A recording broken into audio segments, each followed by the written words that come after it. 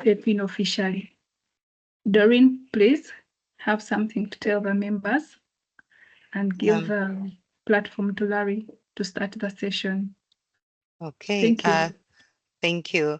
And thank you very much, Catherine. Good evening, everyone, and good evening to the valued members of Green Dot Circle. We welcome you to this member engagement session.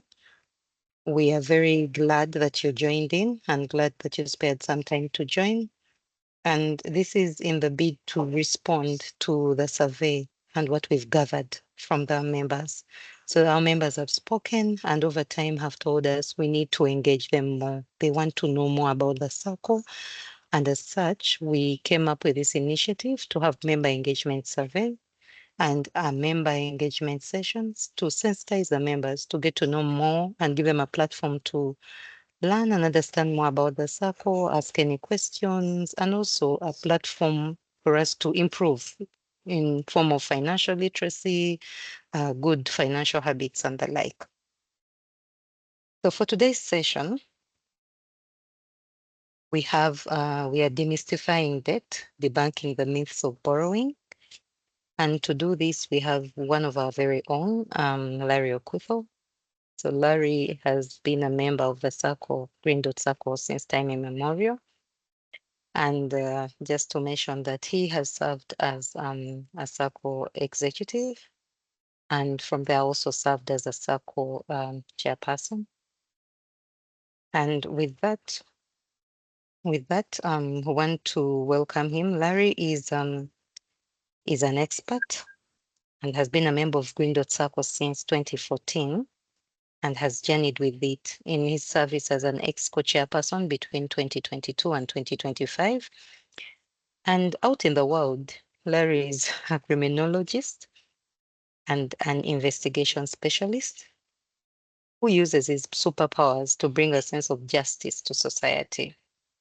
He holds a master's degree in criminal psychology and accreditation as a certified fraud examiner.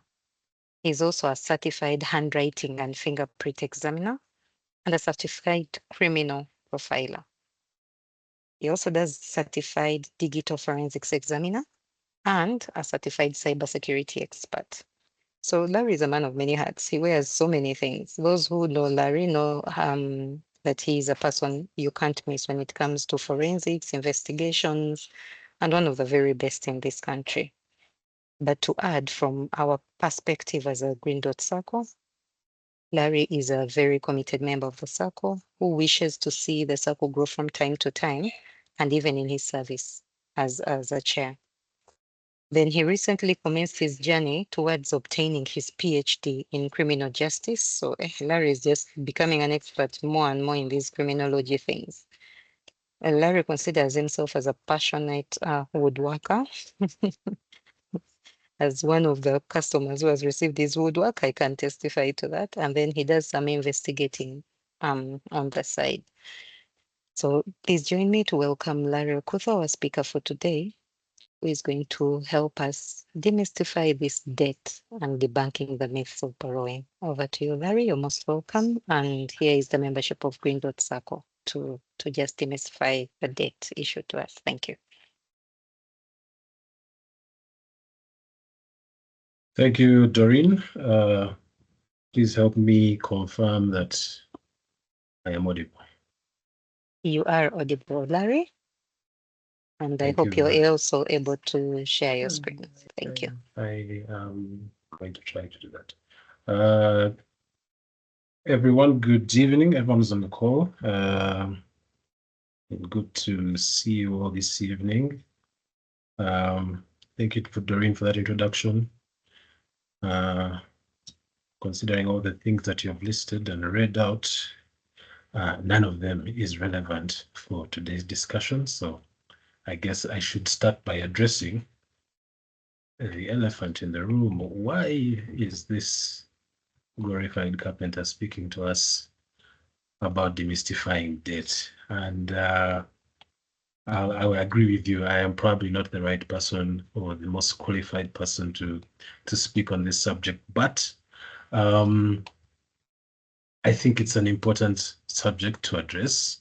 Some of it is coming from my experiences just speaking to people and seeing how different people see this whole borrowing thing. And you find that what we think we know is not, general knowledge. It's not, everyone has their own take, and I probably have my own. So today I am simply sharing my thoughts. Nothing here is academically proven. Nothing has been peer reviewed by a committee of experts and financial management specialists. It is just my view.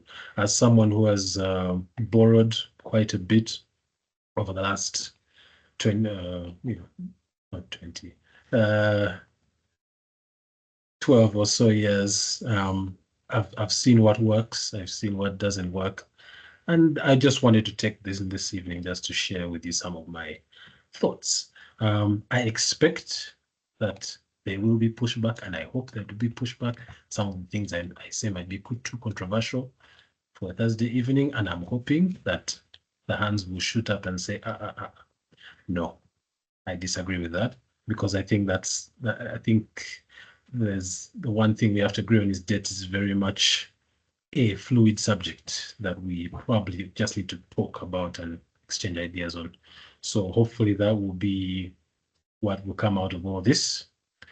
So demystifying debt.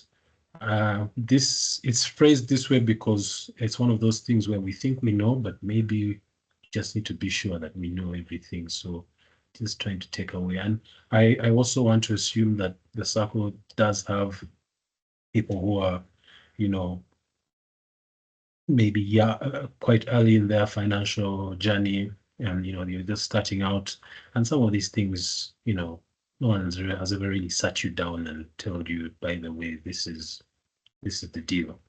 So that's what I hoped this would accomplish. So because I have just going to share screen.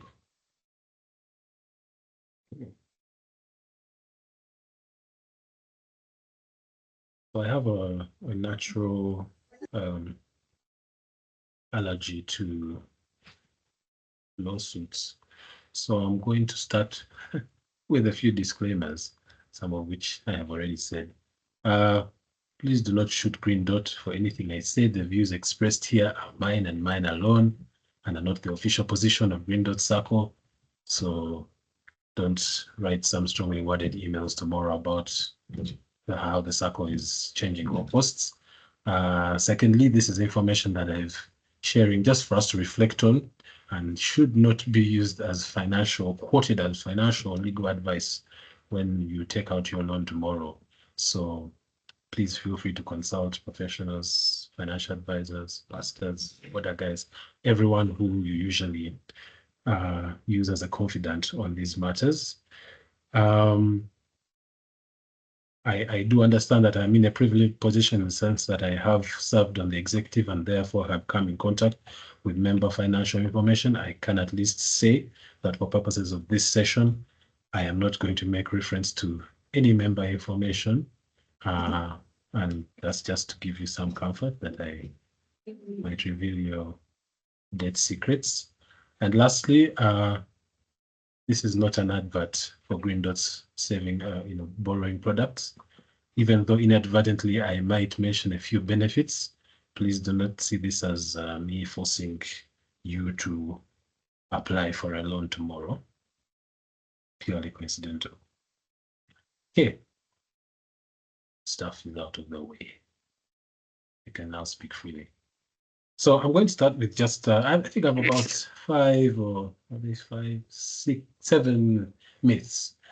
Some are straightforward, but I'm going to share a myth that I have heard or encountered in my goings on, and state what I think the reality is and explain my thinking.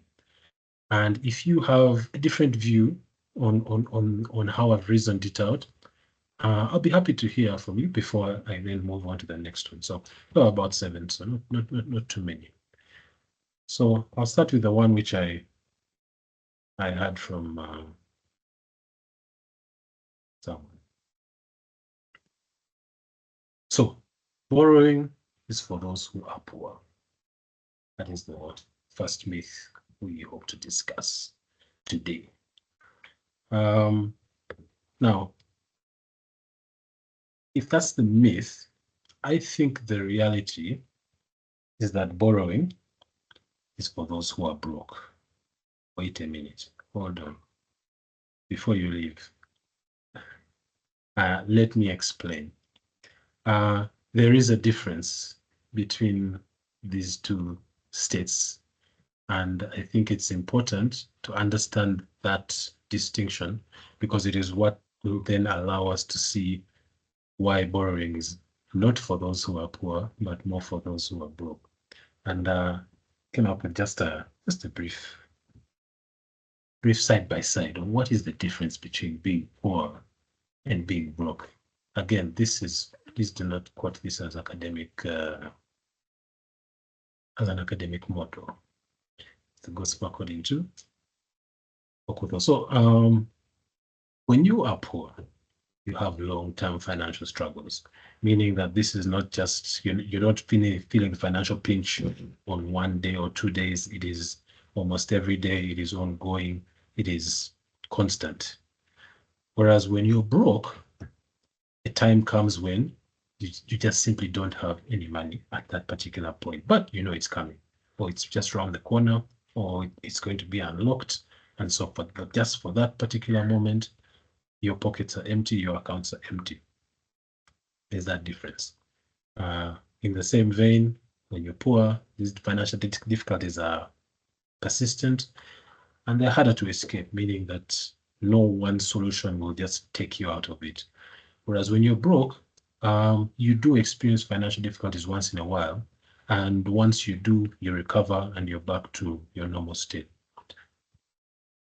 When you're poor, it simply means your income is insufficient. And I know what you're saying here. Does it mean that anyone who feels that they're not paid enough is therefore poor? No.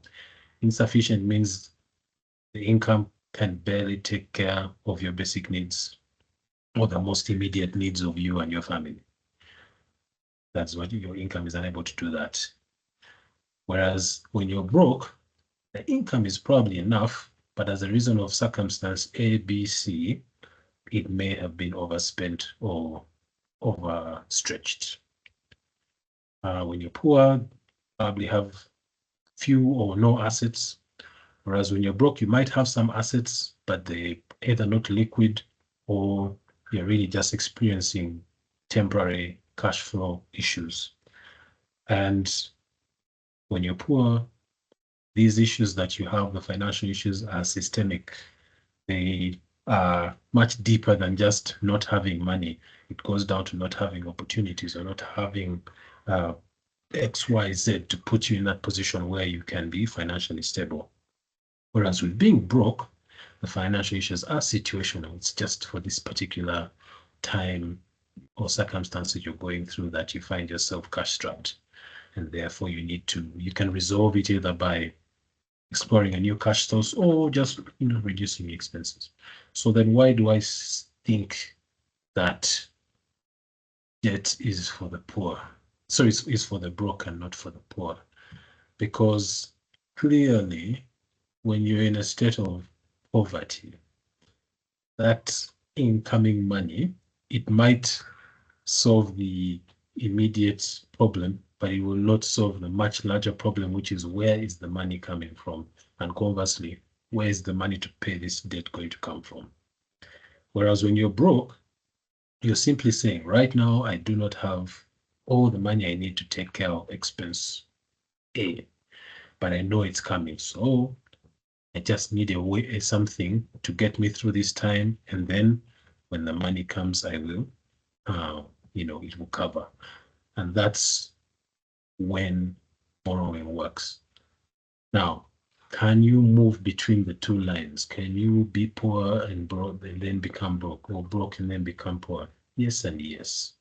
It all depends on a combination of decisions you make.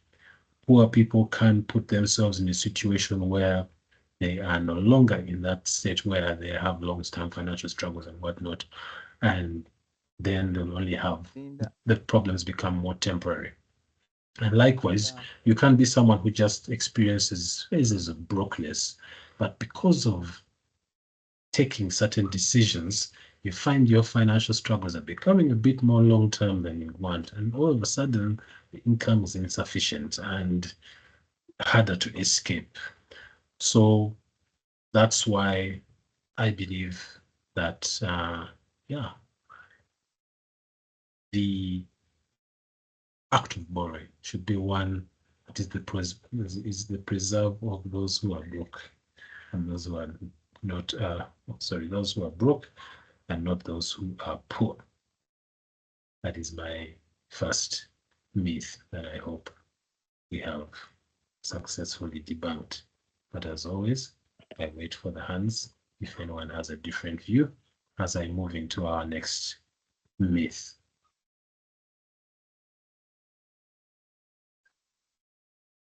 Myth number 2, and this one I've heard countless times: you should only borrow to acquire appreciating assets. Yeah. And this is always targeted at people who are borrowing to buy new cars. These have been spent. Finance their weddings, just, you're not necessarily paying for a new asset. And I think, yes, is it good to borrow to buy appreciating assets? Yes, wonderful. Please take advantage of the landlord for that. But I think there's a much bigger story here that we probably need to explore. It's not necessarily about borrowing to acquire appreciating assets, but I think it is about being borrowed. You should only borrow to finance expenses that grow your net worth. Let me explain. A car, in its very sense, is not an appreciating asset. It's one of the worst kinds of assets to hold, in the sense of, in terms of how well it holds its value, simply because of the wear and tear element and market perception and all that. But if buying the car enables you, creates for you certain opportunities that not having the car will create, opportunities which will translate into an increase in your net worth, then it is worth it. It is worth borrowing, because of that net increase it's going to provide. And now the auditors on the call will want me to stick to the net worth calculation of total assets minus total liabilities, and that does factor in. But I think worth, and there's a book which I will remember the title, which talks about personal net worth being more just about the money and a lot to do with the reputation, the worth you bring to your family. It all factors in. How even your health in itself factors into your net worth, because how healthy you are is what kind of influences how well you can work and how much you can work. So if this expenditure is something which it will have its cost, of course, but because of it, the corresponding asset that is created, better health, better opportunities, better perception amongst your peers. But that one is tricky, because we're going to get into borrowing to buy fancy cars. I think what we're trying to communicate here is this: if your borrowing is to buy a car which will take you from point A to point B to unlock this opportunity, then it is worthwhile, because ultimately it is going to grow your net worth. But if it is one where this expenditure somehow will create more liabilities than corresponding assets, then that is where you draw the line of it not being worth it, or it not being worth to borrow. Don't know if that makes sense, but I think it does. I think what I'm trying to break out here is that we should only borrow to buy land, because we've been taught that so many times, and because land is so safe, and the moment you buy it, it will continue to appreciate and it will get better, and you can just sit back and you sell it for double in 10 years. And then everyone feels scared to borrow to pay for, and pay for education, because it's not really an asset. But who knows that paying for that education is going to create for you new opportunities in the job market, and thereby have a corresponding effect on your net worth. So let's focus on whether the asset is appreciating, and more focus on how does my personal net worth grow as a result of this expenditure.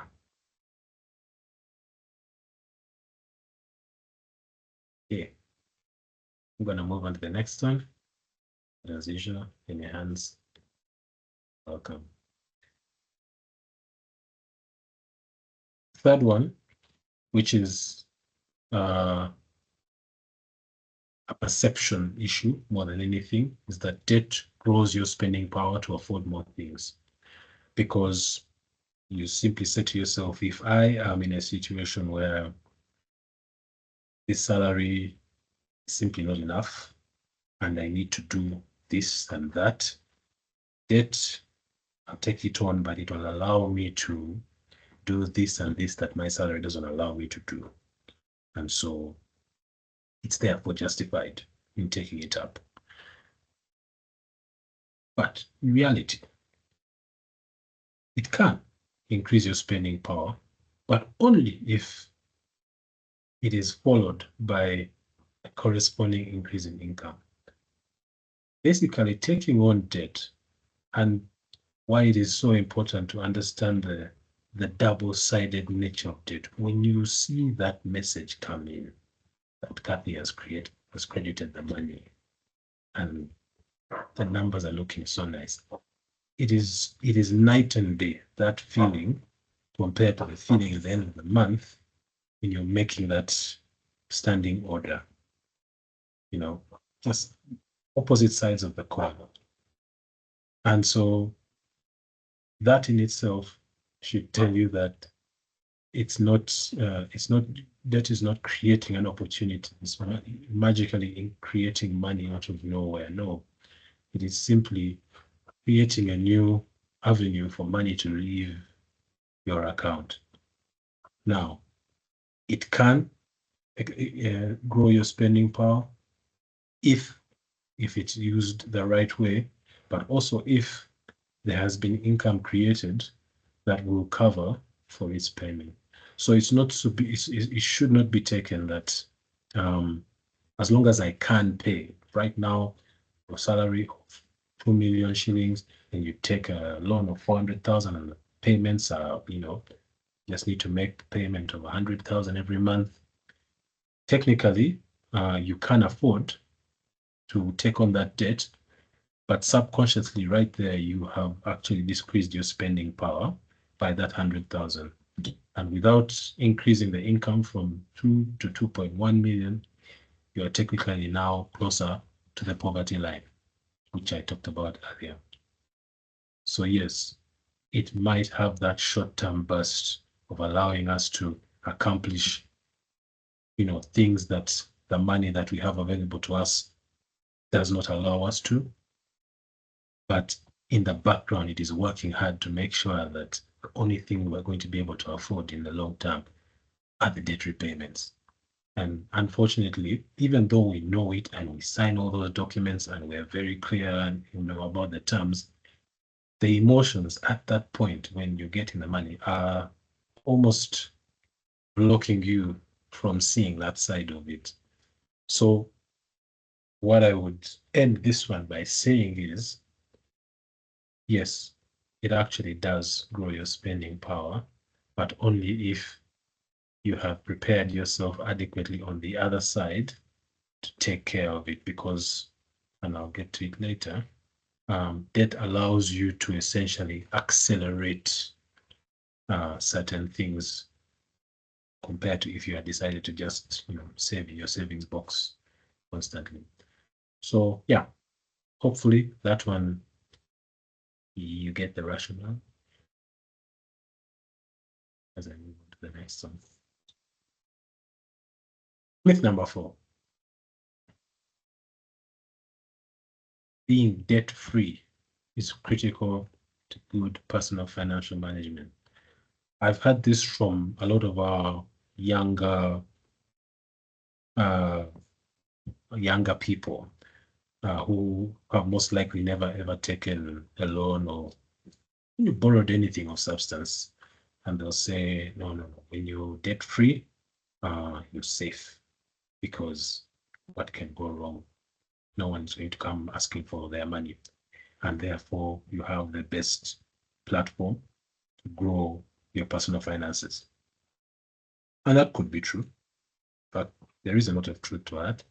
But I think we assume that the absence of debt automatically creates that personal financial growth.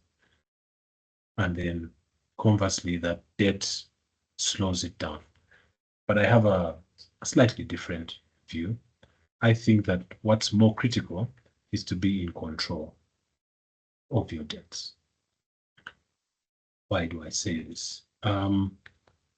There are people, even companies, that have been free of debt, but they have terrible spending patterns, or they've not found ways to maximize their income sources. That person might not grow as much as this other person who has a lot of debt, but this debt is being used properly, almost as a weapon to grow themselves to,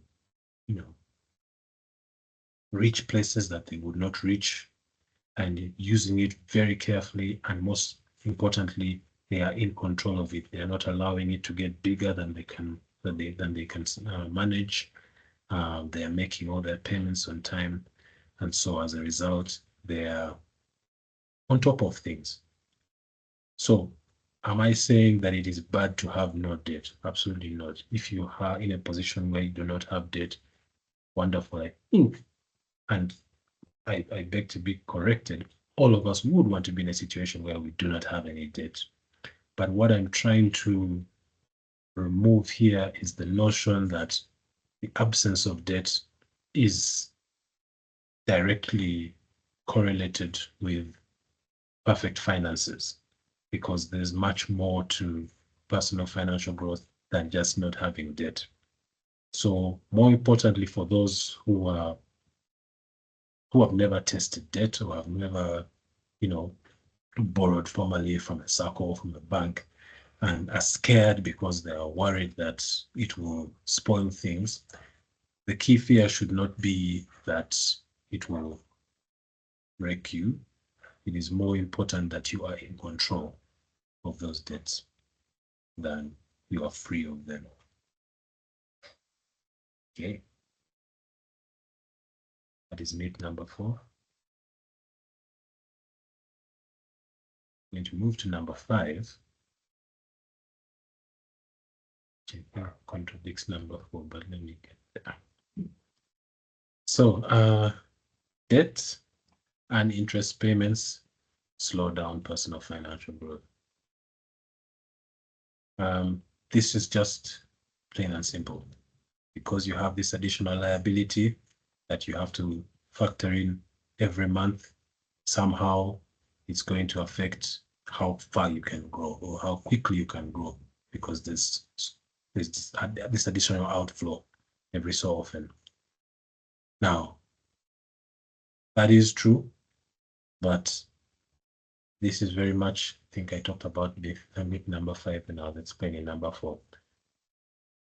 You have to be able to use that debt while you have it, to weaponize it. What does that mean? It means when you get that money and it's there and it's doing, it's in the account, Kathy has sent it, she has given you the notification, money's around, you've confirmed. The immediate thing you should be thinking is, how does this money somehow create a situation where next time I will have less need for this money? Now that is easier said than done, of course. But what I'm trying to say here is, if you choose to use this debt to build yourself, somehow over time, you find yourself less reliant on it. Like I said, is it better to not have to rely on it at all? It's perfect. But the fact is, it is a very important tool.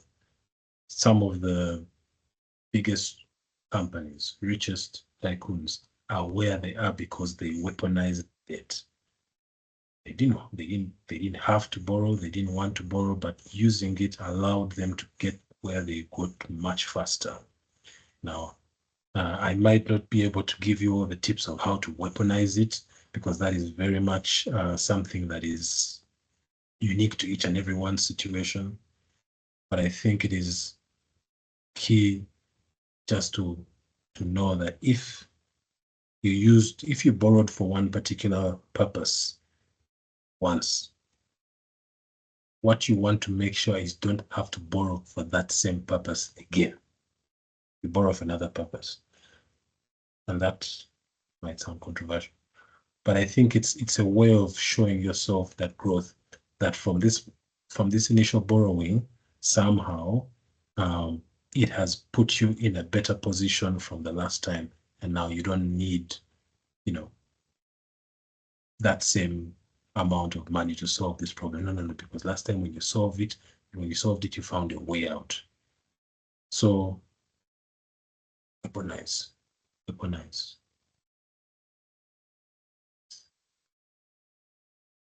Myth number 6.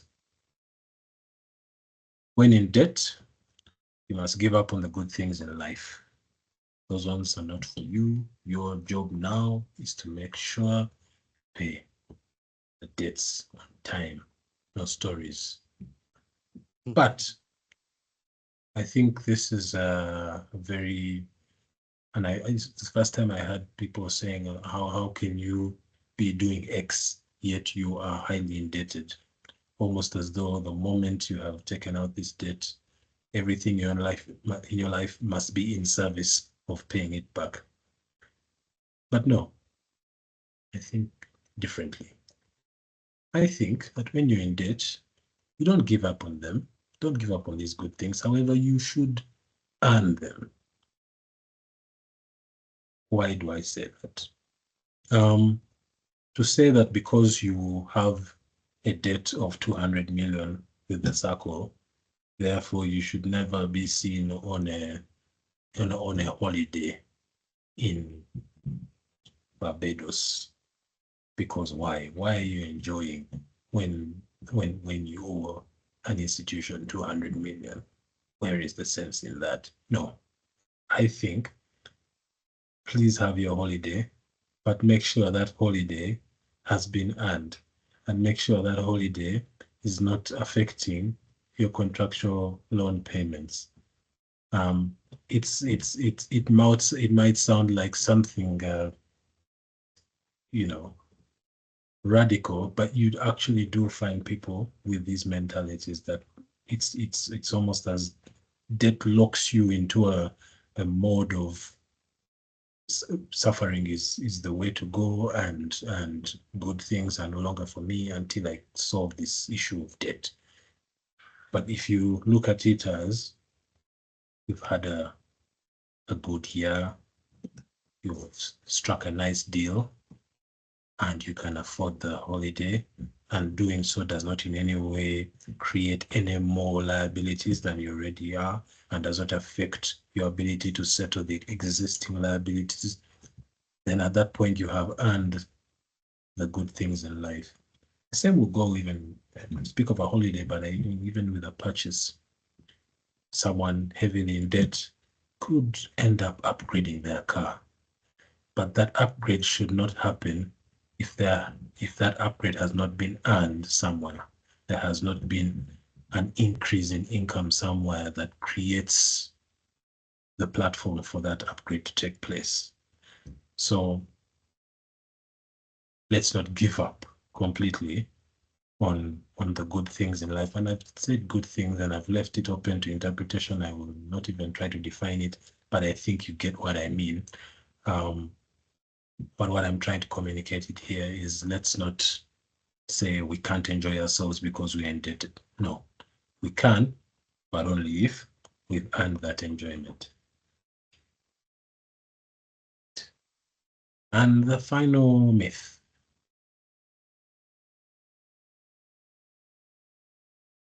I left the last for the most controversial. It is better to spend your savings than to finance expenditure with debt. And I think I talked about this maybe even during one of the AGMs about how I'm so terrified of making a savings withdrawal. Now, one would ask, what is the point of saving if not to take care of some of these, expenditures we want to make, to advance ourselves or even just to make ourselves better? I thought that's the whole point of saving. But I think sometimes if you look at it as, when you save and you now withdraw, you've accumulated your savings of 100 million, and you take out 60 million to buy a very nice car. The car is there. You now have 40 million in your savings. If a nice deal comes through and there's some juicy land in some wonderful location and it's 80 million, you have only 40 million left and the deal passes you by, and there goes your ticket to financial freedom. If, however, you decide to take a loan, say, let's leave those savings, let those savings sit there, let me take the loan. I'm able to pay it. When the next opportunity comes for that 100 million, guess what? You still have the savings and you can still use it. So what am I advocating for here?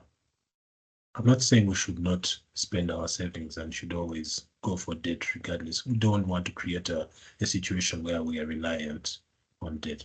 But I think when we are just about to take out those savings, let us understand, if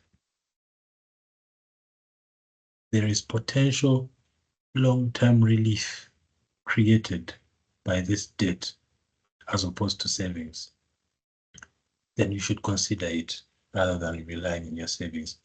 I'll give another example, and lucky enough, the SACCO introduced the insurance. When the unfortunate situation that any of us pass away, without the insurance, you simply deduct your savings, and the Green Dot takes what they can to pay off your debts, gives your beneficiaries the remainder. With insurance, all of a sudden, all your debts are wiped out by the insurance and people get to enjoy your savings. Now, if you had chosen to withdraw your savings, you would be leaving much less for your beneficiaries than what you'd have had if you had gone with the loan, for instance. So the long-term relief I mean here is, are there situations where using debt to finance this expenditure, as opposed to relying on my savings that have accumulated over a period of time, might create a situation for me to either react better to future opportunities or maybe finance better opportunities using those savings, I think it is worth considering. And whilst it does encourage, we're not saying rely on the debt, we're saying use it to your advantage in this situation. If you see a position that you can take advantage of by leaving those savings untouched, I think it is something that is worth considering compared to using those savings. But I expect some pushback there, so I will leave it at that. I'm going to end with what I think are the 5 commandments of borrowing. And again, don't cross-check these anywhere on the internet. You will not find them. These are from mind. So please only use debt as a bandage and not as a substitute for treatment. Debt is not a new way to have money. I personally, and I don't know if anyone here works for this entity, but forgive me, but I take a bit of an issue with the way MTN, and I don't know if Airtel does the same, advertises the more cash and the more advanced loans. I think it creates a culture of dependence on these, on credit facilities in a way that makes people think that it's a way to survive, a way to live. It's a new, it's a new source of income. If I don't have money today, more cash will sort me out. But then these are certain people who are throwing away their SIM cards and telling us to send money to their cousins because there's a loan on that number. So debt is not treatment. By any sense, it is not the solution. It is simply a way to get to the next point, which in this case is being able to afford it yourself without having to rely. So it is simply a way for us to get there. Borrowing should be free from emotion. And why this is important is because when Green Dot is collecting, or any other financial institution for that matter, they're also free from emotion. So why should you bring it in? So at the point when you're making that decision, try and divorce yourself from any feelings that are coming in as to why this money is coming, and think about it just purely from a financial standpoint. You'll find that when you look at it that way and you try and close your ears to all the other things, you make a more sound decision than when it is driven heavily by emotion. Unfortunately, sometimes we cannot separate the two because our expenses, by their very human nature, are driven by these things. But ultimately, you have to pay that money back, and the people who you'll be paying it back to will not have that context, will not have those same feelings that you had when you were taking it. So the more you can divorce yourself from that emotion right at that end, at the beginning, the better it will be for you at the time when you're paying it back. The typo here, but oh well.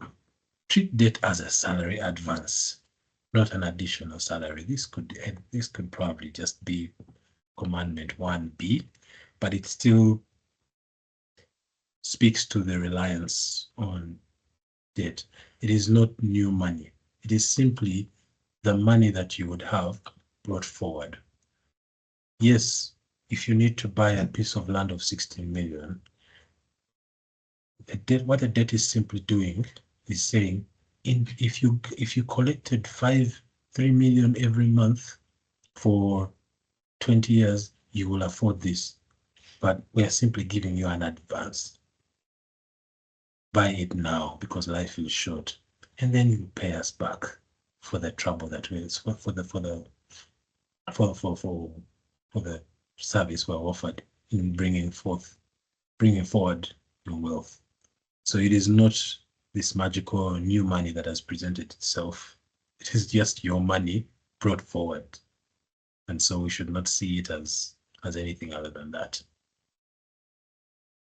Number 4 should really go without saying, but I think should also be said, please only borrow what you need and not what you can. And banks will dangle that in front of you.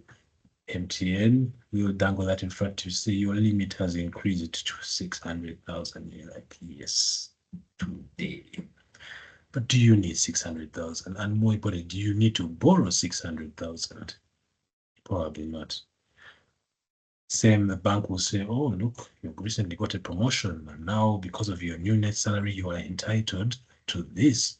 Or now because you're a priority banking customer, you're now able to borrow this amount. It's a very, very serious trap. Only borrow what you need. The circle is also not immune to these things, but I will try not to say bad things about Yundot. But please, only borrow what you need. And finally, there are no small debts or big debts, only bad debts. And this is simply to say that the debt of 200,000 and the debt of 2 million, they're simply all, they're, in the eyes of financial management, they're more or less the same, for as long as you treat them, with the corresponding, effort that they deserve. The only, because I've heard people say, I can only do small amounts, but big amounts, I'm scared because big amounts can, and rightfully so, but a big amount is only dangerous if you're not prepared for it, or if you haven't done your homework, or if more even worse, if you don't need it, and then it becomes a bad debt. So try not to focus too much on whether it is small or big. It is more about whether you are prepared for it. Ladies and gentlemen, I hope all I have said has made sense, has caused you to think, and just maybe introduced something, one or two new things to your thinking about it. I'm going to stop here for now and welcome any questions, comments, rebuttals, opposition, and anything in between. Thank you. Thank you, and thank you very much, Larry, for such a wonderful and insightful session. Members, we do welcome any questions, any supplements, any additions. I'm looking through the chat in case there is any question. I haven't seen any. Please feel free to put forward anything that you feel you would like other members to also learn from. Thank you.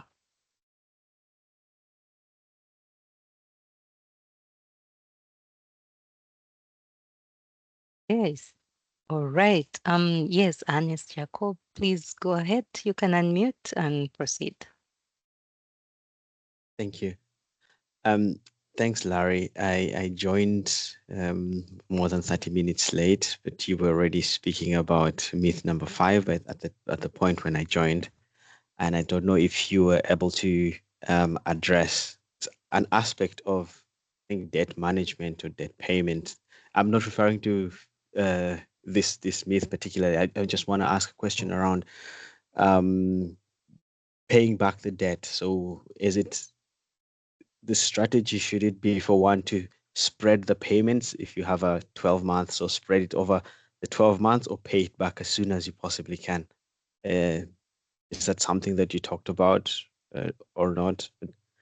Yeah, spreading the payments versus paying your debt back as quickly as possible. Is there a preference or a recommendation on what to do? Thank you, Ernest. I think I'll take that immediately. So here's my view. I personally, and if I'm in a position to, prefer to spread it out as opposed to pay it quickly. And that goes back to my explanation earlier about savings withdrawal versus debt, versus using debt. I find that if I've got the loan for 60 months, 5 years, and I'm prepared and I know where the money will come over those 60 months, and I've got this loan of 100 million, and then 40 million shows up, I could, yes, pay off this debt, or at least put a dent in it and reduce my interest payments. But what is the opportunity cost of me using that 40 million at that point? What will I lose? Or what opportunities will I forego by putting that towards debt payments if I do that? I think you should do it if you have serious concerns about being able to pay it in the future, or if for any reason you think that there could be changes in the terms in the future that may adversely affect you, or anything of the kind. But again, I think this is just my opinion. I usually will keep to the timetable and use that sudden influx of money to do other more asset generating activities, compared to simply settling a liability, which eventually I am going to settle. Now, it does create I am still going to have to now pay more interest over time, but I think sometimes that opportunity cost is a little bit larger. But that's just Larry's view.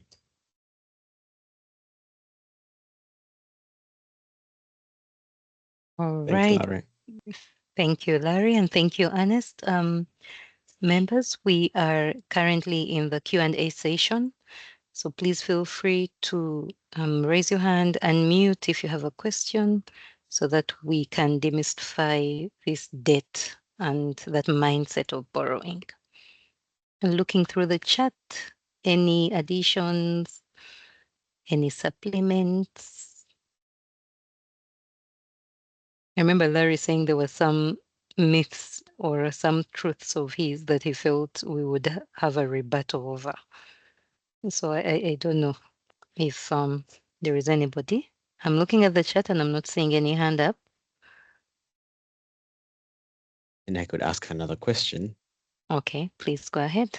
Still be honest. And this is on still the aspect of debt. So, Larry, what's your view on when you already have debt, you've borrowed, you're making your payments, and you get the need to borrow more?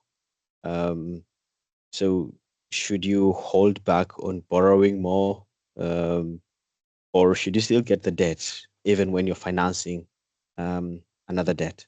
Well, yeah. How can one go around a situation like that? Yeah. Thank you, Ernest. I think I'll take that first so that I don't forget. Yeah. Taking additional debt. As far as I'm concerned, you can take as many debts as you want, provided that they do not create a situation where you have a negative net worth. And why is this important? Is because if ever you are in a situation where your creditors walked up to you and said, we need our money right now, or let's say in 7 days, what can you be able to sell off and liquidate in order to get the money for them? If you have a negative net worth, simply meaning your assets are outstripped by the debts that you owe, then you have too much debt. Now, I think living right on the edge where you have a 1-to-1 ratio is dangerous already. Personally, I like to have around the maximum being a 2-to-1, meaning a ratio of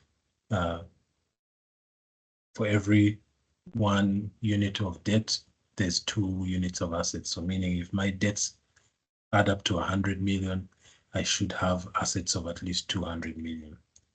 That is the absolute maximum, because I never ever want to get to that point where it is too close.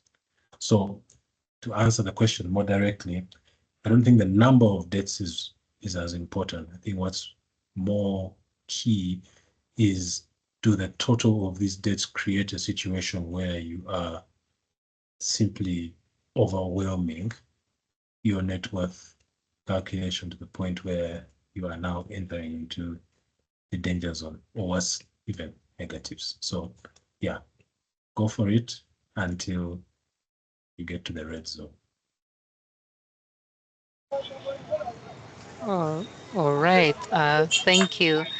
Somebody unmuted. Do you have a question? Okay. Thank you, Larry, and thank you, Ernest. I see Geoffrey's hand is up. Please, Geoffrey, go ahead. Thank you very much. Can you all hear me? You can. Yes, we can. I'm in a place where network. First of all, I would like to thank Larry for the good presentation. Sometimes when we are talking to you hear a phobia today, and when you ask, I think for me, that is good thing as long as you have thought through what you are going to do today. You have also looked at the different options of how to pay back just in case things, and you have also put in place measures where you are going to this to ensure that when you borrow, you are going to keep in touch with what you have borrowed, and master the parameters, the conditions of the debt, so that you are not in trouble. I have used debt for quite some time, and I think where I am, I wouldn't be there if I did not borrow to finance some of my.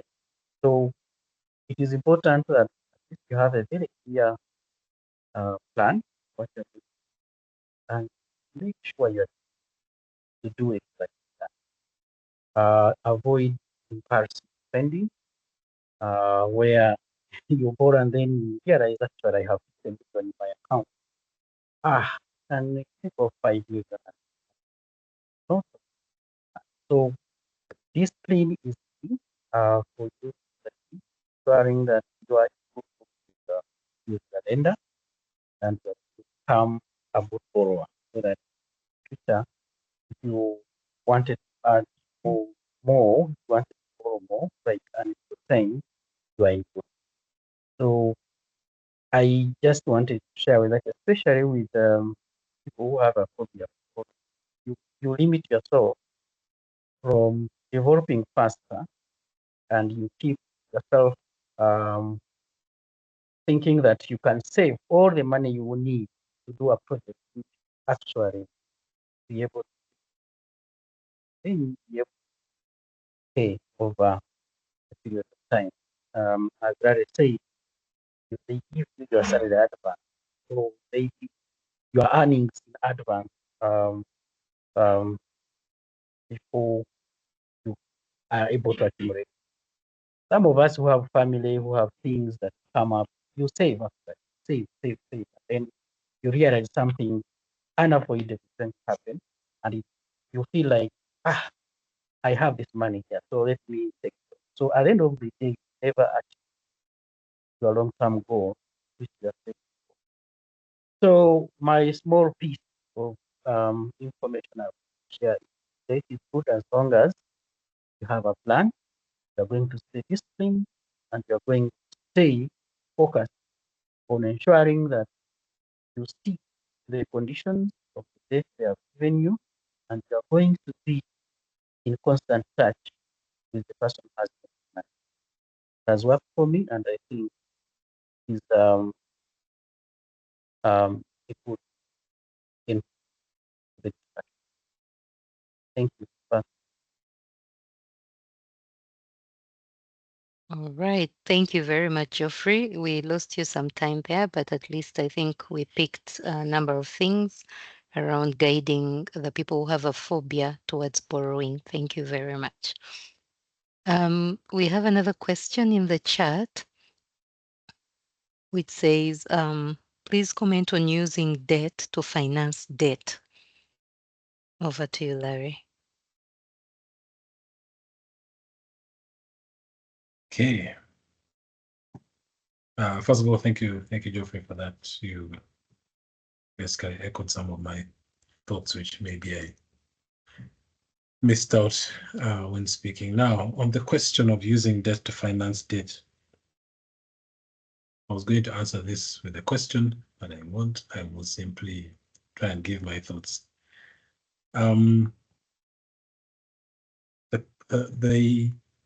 I think the bigger question should be, I can't avoid the question, is why we are creating that situation and how often it is happening.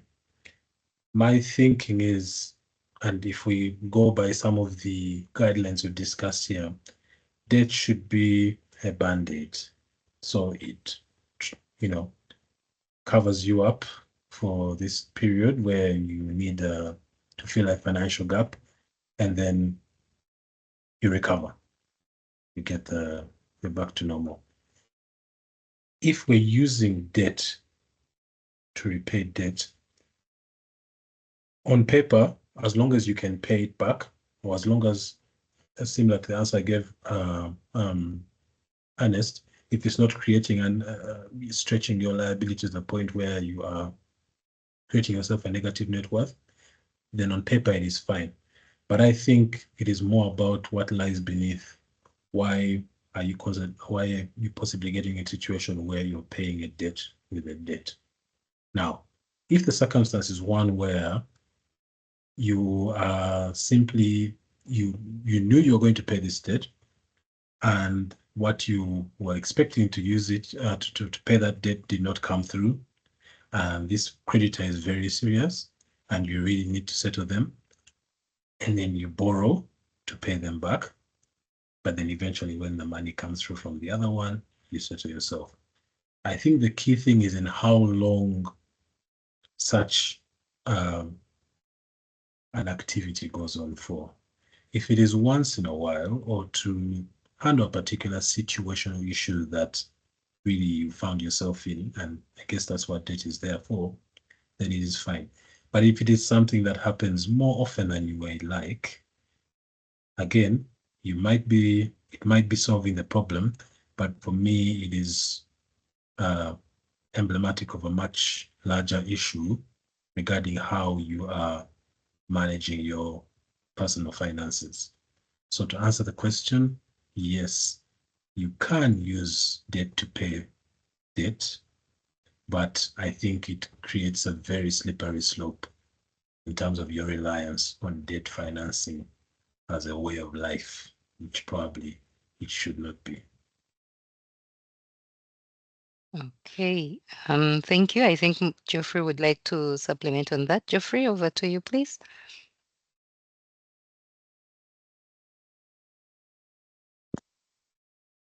Okay. Yeah, debt can finance debt based on a number of situations. Sometimes we enter into debt because we have a target we'd like to achieve, and so you get a debt that probably has a higher interest, for example. And along the way, if new products come up and you realize that actually it may be to your advantage to take a due date and clear the other one that was a bit difficult to manage, then in that case, it can help.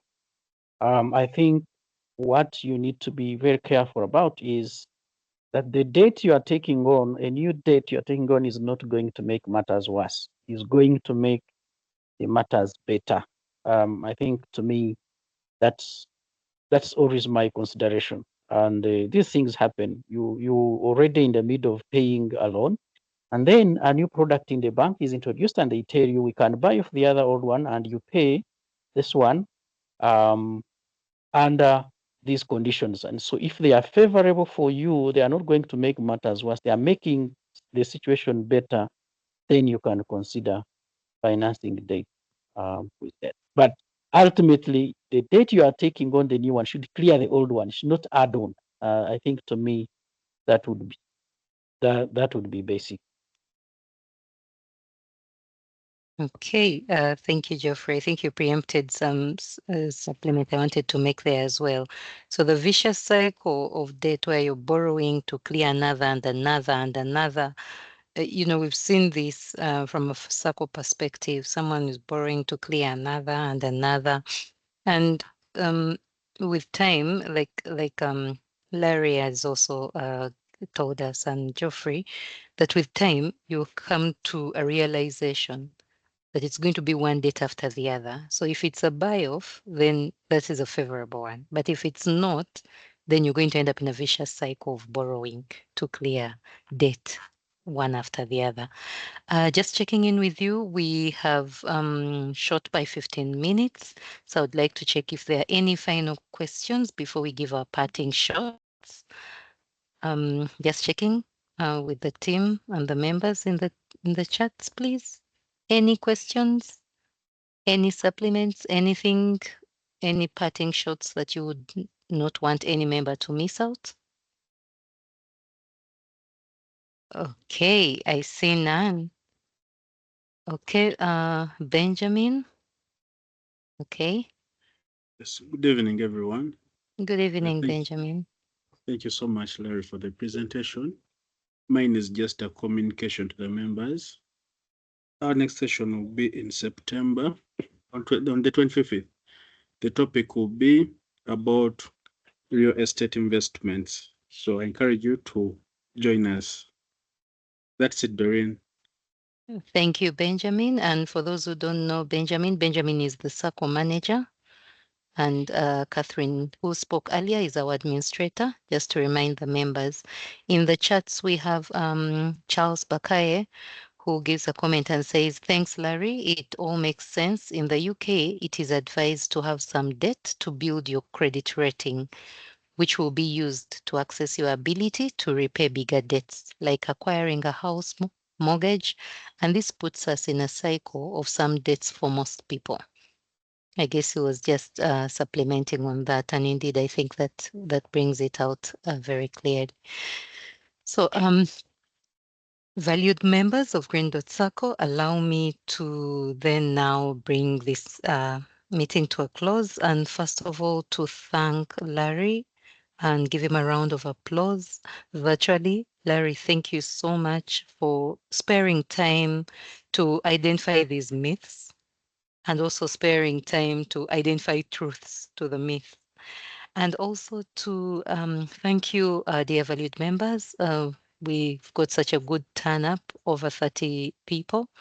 So this shows how committed the membership of Green Dot Circle is. We are very proud of our circle and we are glad we are taking these heights to be able to convene people who want to learn more, not only about the circle, but also to learn more about themselves and about their financial literacy and how they can improve it.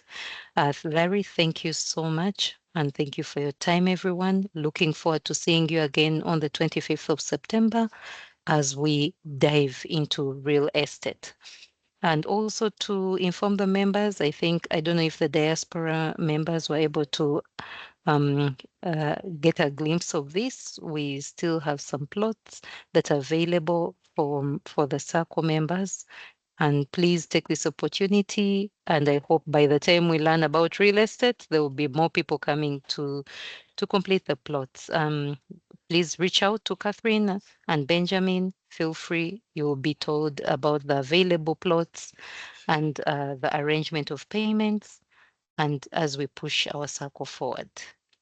Thank you very much and have a blessed evening. And for those in the different zones, have a great time of the day. Enjoy your evening, and we are so glad and proud to have you as members of Green Dot Circle. Thank you and have a blessed night. Thank you. Good night. Good night. Cheers. Bye. Good night. Thanks. Thank you. Good night. Good night.